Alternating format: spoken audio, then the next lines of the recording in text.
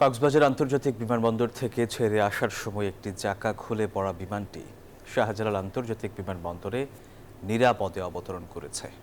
বিমানটিতে শিশুসহ মোট ৭১ জন যাত্রী ছিলেন। যাত্রী ও ক্রুরা সবাই সুস্থ আছেন। ঘটনা তদন্তে কমিটি করেছে বিমান বাংলাদেশ এয়ারলাইন্স।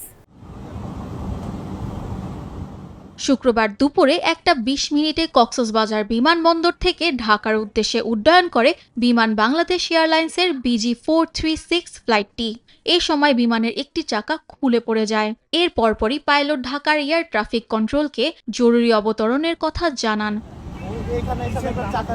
এই বার্তা পাওয়ার পরপরই শাহজালাল আন্তর্জাতিক বিমানবন্দরে জরুরি অবতরণের প্রস্তুতি নেওয়া হয়। পাশাপাশি অ্যাম্বুলেন্স ও ফায়ার সার্ভিসের গাড়িও প্রস্তুত রাখা হয়। দুপুর 2:22 শিশুসহ ৭১ যাত্রী নিয়ে নিরাপদে শাহজালাল বিমানবন্দরে অবতরণ করে বিমানটি।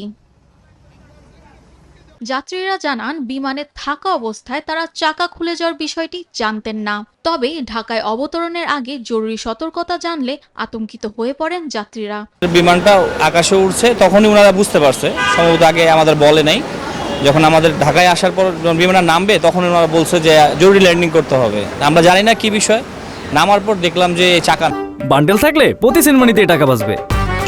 বিকাশ সেনমানি বান্ডেল কিনে জিতুন প্রতি লেনদেনে। নাই জরুরি বলছে, কিন্তু জরুরিটা খুব স্লো বলছে, যাতে অন্য যাত্রীরা প্যানিক না হয়। আর আমি যেদিকের হুইলটা খুলছে, আমি ওই সাইডের উইন্ডোতে ছিলাম। আমি দেখতেছিলাম যে হুইল নাই, চাক্কা একটা নাই।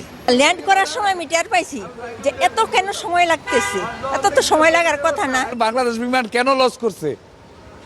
এদের এখানে দেখার কেউ নেই। ওখানে ইঞ্জিনিয়ার আছে না, সে বেতন নিচ্ছে না। তাহলে তার ডিউটিটা কি? যেখানে গাড়িটা প্লেনটা ফ্লাই করার সাথে সাথে চাকা খুলে যায়, তাদের সে দায়িত্বটা কোথায় সে পালন করছে? অন্যরকম মনে হয়েছে। আদারওয়াইজ ওয়ার ফাইন, আলহামদুলিল্লাহ আমরা ঠিকমতো ল্যান্ড করে গেছি। যাত্রী ও ক্রুর সবাই সুস্থ আছে জানিয়ে ঘটনার কারণ অনুসন্ধানে তদন্ত কমিটির কথা জানিয়েছে বিমান বাংলাদেশ এয়ারলাইন্স। যাত্রীরা সবাই নিরাপদে অবতরণ করছে। তারা লাগেজ নিয়ে তারা অলরেডি এয়ারপোর্টও লিভ করছে। এখানে আপনার 70 অ্যাডাল্ট এবং 1 ইনফ্যান্ট ছিল যাত্রী। আর আমাদের ইঞ্জিনিয়াররা এখন এই বিষয়টা ইনভেস্টিগেট করছে। পাইলটের দক্ষতায় নিরাপদে ফিরতে পারায় সৃষ্টিকর্তার প্রতি কৃতজ্ঞতা জানান যাত্রীরা। সামিয়া মাহতাব রোজা, নিউজ 24, ঢাকা।